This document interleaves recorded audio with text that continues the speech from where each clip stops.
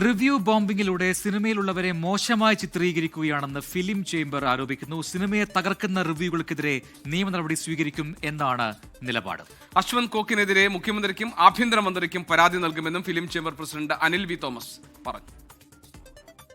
ഓൺലൈനിൽ വരുന്ന റേറ്റിംഗ്സ്, പിന്നെ ഈ പറഞ്ഞ ഫിലിമിന്റെ ഈ റിവ്യൂ ബോംബിങ്, ഇത്തരം കാര്യങ്ങളിൽ ഉണ്ടാകുന്ന വിഷയം ഈ അടുത്ത ദിവസങ്ങളിൽ ഉണ്ടായിട്ടുള്ള ഒരു വ്യക്തി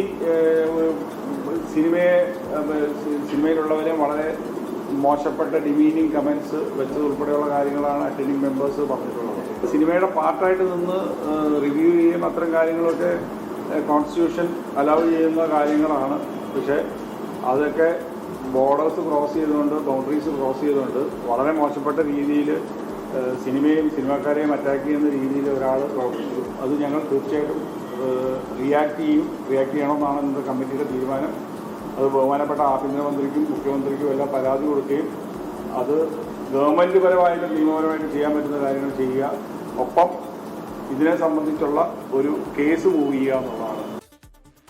ലാൽകൃഷ്ണ ഞങ്ങളുടെ പ്രതിനിധിയുണ്ട് വിവരങ്ങളുമായി. ലാൽകൃഷ്ണ, ഈ അടുത്ത കാലത്തായി കാണുന്നതാണ് പുതിയ സിനിമകൾ ഇറങ്ങുമ്പോൾ നിരൂപണം എന്നതിന്റെ പേരിൽ സിനിമയെ തകർക്കുന്ന തരത്തിലുള്ള ചില നിരൂപണങ്ങൾ വരുന്നു. അത് ഒരു റിവ്യൂ ബോംബിംഗ് എന്ന തരത്തിൽ വലിയ ചർച്ചയാകുന്നു. ഈ അടുത്ത സമയത്ത് തന്നെ ഈ റിവ്യൂ നടത്തുന്ന ആളുകൾ ബോധപൂർവ്വ വ്യക്തിഹത്യ നടത്താൻ വേണ്ടിയുള്ള ശ്രമങ്ങൾ നടത്തിയെന്നുള്ള ആക്ഷേപങ്ങൾ ഉയരുന്നു. ഈ പശ്ചാത്തലത്തിലാണല്ലോ ഈ ഗൗരവമുള്ള ഈ വിഷയം ചർച്ച ചെയ്യാൻ ഇന്ന് ഫിലിം ചേംബർ തീരുമാനിച്ചത്. എന്തൊക്കെയായിരുന്നു യോഗത്തിലെടുത്ത തീരുമാനം? കോടതിയെ സമീപിക്കാൻ എടുത്തിരിക്കുന്നു, അങ്ങനെ ഒരു നീക്കം നടക്കുന്നുണ്ടെന്ന് അറിയുന്നു. അതിന്റെ വിശദാംശങ്ങൾ എന്താണ്? ജിക്ക്, കഴിഞ്ഞ കുറച്ച് നാളുകളായിട്ട് മലയാള സിനിമയെ പ്രതിസന്ധിയിലാക്കുന്ന ഇത്തരത്തിലുള്ള റിവ്യൂ ആണ് എന്നുള്ളതാണ്. അതിനെ റിവ്യൂ ബോംബിംഗ് എന്ന് തന്നെയാണ് ചലച്ചിത്ര മേഖലയിലുള്ളവരടക്കം പറയുന്നത്.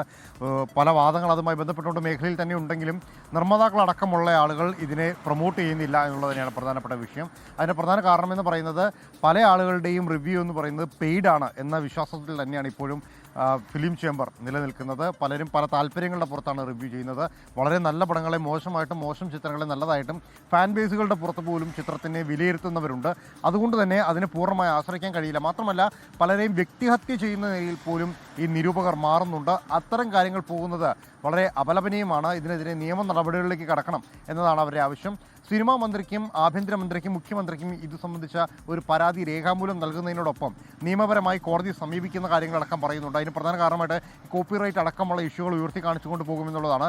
ചലച്ചിത്രത്തിൽ നിന്നുള്ള പല ക്ലിപ്പുകളും അനധികൃതമായി എടുത്തുകൊണ്ട് തന്നെ ഇത്തരത്തിലുള്ള റിവ്യൂവിന് വേണ്ടി ഉപയോഗിക്കുന്നുണ്ട്. അത് കോപ്പിറൈറ്റ് നിയമത്തിൻ്റെ ലംഘനമാണെന്ന് പറയുന്നുണ്ട്. പക്ഷേ ഇതിനകത്ത് നിയമപരമായ വശങ്ങൾ ഒരുപാട് പരിശോധിക്കേണ്ടി വരും. കാരണം നേരത്തെ ഹൈക്കോടതി അടക്കം ഈ കേസ് ഒരു തവണ എടുത്തതാണ്. പക്ഷേ അതിൻ്റെ അകത്ത് കൃത്യമായ ഒരു ഇടപെടൽ ആ സമയത്ത് സർക്കാരിൻ്റെ ഭാഗത്തുനിന്നോ ഹൈക്കോടതിയുടെ ഭാഗത്തുനിന്നോ ഉണ്ടായില്ല. ഒരു വിധി പോലും പൂർണ്ണമായിട്ടുണ്ടായിരുന്നില്ല.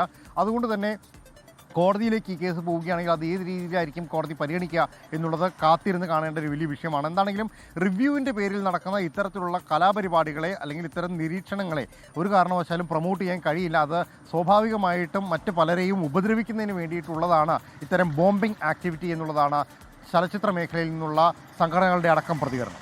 ലാൽ, നമുക്കറിയുന്ന പോലെ ഒരു സിനിമ എന്ന് പറയുന്നത് അത് ഒരുപാട് പേരുടെ ജീവിത മാർഗമാണ്.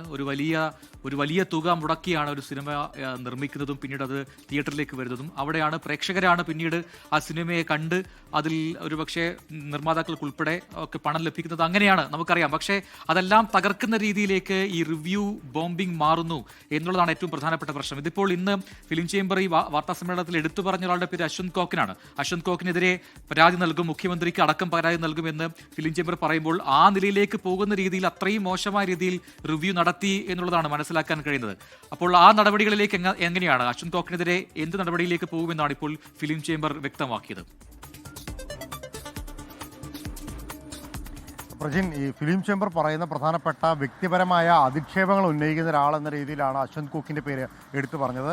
അദ്ദേഹത്തിന് പല താല്പര്യങ്ങൾ അദ്ദേഹത്തിൻ്റെ നിരൂപണങ്ങൾക്ക് പിന്നിലുണ്ട് എന്ന കാര്യം കൂടി ഇവർ മറയില്ലാതെ പറയുന്നുണ്ട്. അതിൽ പ്രധാനമായിട്ടും പറയുന്നത് അശ്വന്ത് കോക്ക് മോശം റിവ്യൂ പറയുന്ന പല ചിത്രങ്ങൾ പോലും തിയേറ്ററിൽ വലിയ ഹിറ്റായിട്ടുള്ളവയാണ്. പക്ഷേ അശ്വന്ത് കോക്ക് ഈ റിവ്യൂവിന് വേണ്ടി ഉപയോഗിക്കുന്നത് എന്ന് പറയുന്നത് മറ്റു പല ആളുകളെയും അപകീർത്തിപ്പെടുത്തുന്നതിന് വേണ്ടിയിട്ട്, സിനിമയെ ഇല്ലായ്മ ചെയ്യുന്നതിന് വേണ്ടിയിട്ട് എന്ന രീതിയിലാണ്. അതിനു വേണ്ടിയിട്ട് പല ചിത്രങ്ങളിൽ നിന്നുള്ള ഭാഗങ്ങൾ പോലും അദ്ദേഹം ഉപയോഗിക്കുന്നുണ്ട്. അത് റിലീസ് ചെയ്ത് തിയേറ്റർ ഓടിക്കൊണ്ടിരിക്കുന്ന ചിത്രങ്ങളുടെ ഭാഗങ്ങൾ പോലും ഉപയോഗിക്കുന്നുണ്ട്. അത്തരത്തിലുള്ള ആളുകളെ വ്യക്തിഹത്യ ചെയ്യുന്ന രീതിയിലുള്ള കാര്യങ്ങൾ ഒരു ഘട്ടത്തിൽ പോലും അനുവദിക്കാൻ കഴിയില്ല. മറ്റ് എല്ലാ റിവ്യൂവർമാരും ഒരുപോലെയാണ് എന്നവർ പറയുന്നില്ല. പക്ഷേ പല റിവ്യൂവർമാരുടെ ഉദ്ദേശം എന്ന് പറയുന്നത് ഇത്തരത്തിൽ വ്യക്തിഹത്യ ചെയ്യുക, ആളുകളെ മോശപ്പെടുത്തുക, ഭീഷണിപ്പെടുത്തുക, അതിലൂടെ പണം സമ്പാദിക്കുക, അതിലൂടെ ഫെയിം ആകുക എന്നുള്ളതാണ്. അത്തരം കാര്യങ്ങൾ അംഗീകരിക്കാൻ കഴിയുന്നതല്ല. ഇതിൽ നിയമപരമായ കുറേ വശങ്ങൾ കൂടി വേണം. നിയമപരമായി ഇതിനെ തടുക്കുന്നതിന് വേണ്ടിയിട്ടുള്ള നടപടികൾ വേണം. ആ കാര്യങ്ങൾ ചൂണ്ടിക്കാണിച്ചുകൊണ്ടാണ് നിലവിൽ സർക്കാരിനെ സമീപിക്കുക എന്ന സമീപനത്തിലേക്ക് പോകുന്നത്.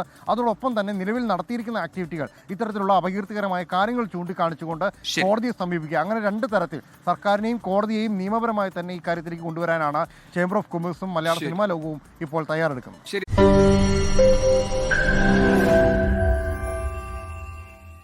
ലോകത്തെവിടെയായാലും ഏത് സമയത്തും 24 വാർത്തകളും ഓഗ്മെന്റഡ് റിയാലിറ്റി പാക്കേജുകളും എക്സ്പ്ലെയിനറുകളും വിശദമായി കാണാൻ ഞങ്ങളുടെ യൂട്യൂബ് ചാനൽ നിങ്ങൾക്ക് സബ്സ്ക്രൈബ് ചെയ്യാം.